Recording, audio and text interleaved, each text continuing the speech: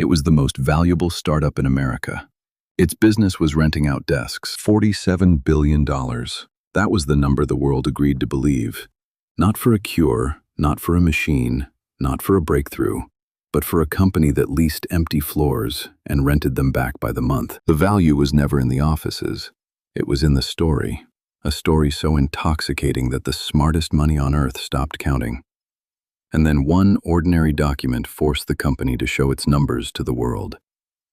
This is how $47 billion vanished in 6 weeks. In 2010, Adam Neumann and Miguel McKelvey founded a shared workspace company in Manhattan.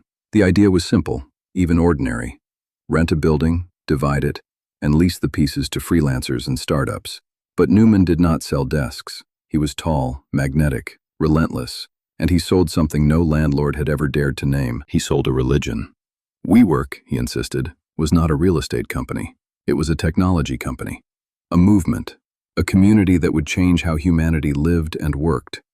Its stated mission, filed in official documents, was to elevate the world's consciousness.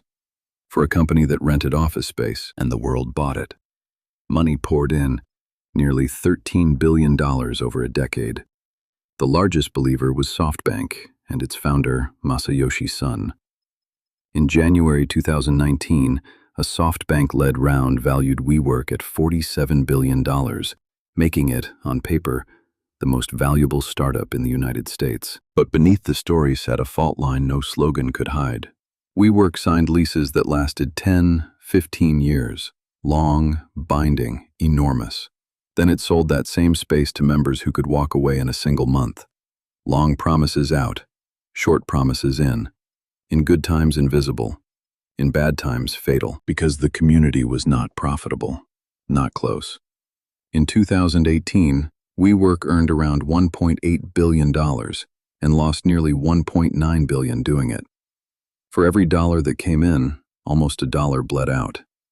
To soften the picture, the company had leaned on a metric of its own invention, introduced in a 2018 bond deal, called Community-Adjusted EBITDA. Profit once you subtracted the costs you would rather not mention. One veteran analyst said he had never seen the phrase in his life, and at the center stood one man, holding nearly total control.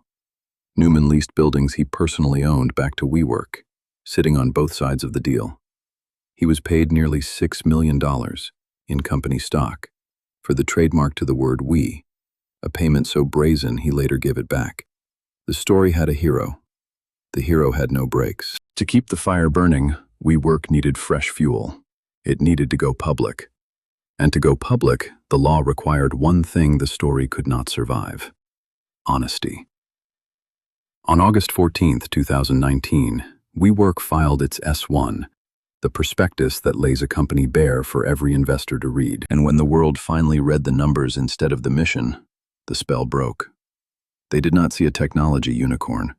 They saw a landlord, losing billions, ruled by one unchecked founder, wrapped in language about consciousness and destiny.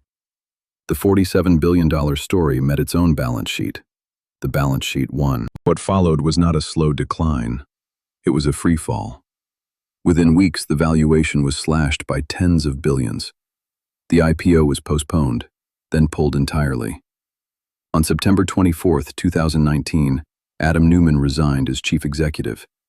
In October, SoftBank stepped in to rescue what remained, and to remove its founder, it assembled an exit package worth around $1.7 billion. Not a single check, a buyout of his shares, a consulting fee, and credit against a loan, but a fortune, all the same, for the man who had steered the company into the wall. The empire never recovered its myth. In 2021, WeWork finally reached the public markets, not through a triumphant IPO, but a quiet backdoor merger, at roughly $9 billion, down 80% from the peak. And on November 6, 2023, the company that was once worth $47 billion filed for bankruptcy, listing more than $18 billion in debt. Here is the part that unsettles. The founder did not fall with the company. Barely 3 years after leaving WeWork in ruins, Adam Neumann launched a new real estate venture called Flow.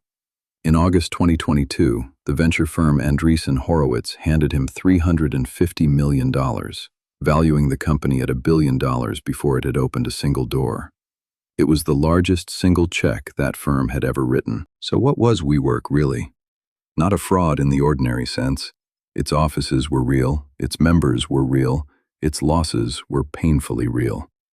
What was fake was the frame, the insistence that a landlord was a prophet, and that belief itself was a business model. WeWork did not collapse when its buildings failed. It collapsed the moment it was forced to stop telling the story and start showing the math. Subscribe, a new collapse every week. Because this is how empires fall. Not when the numbers go bad,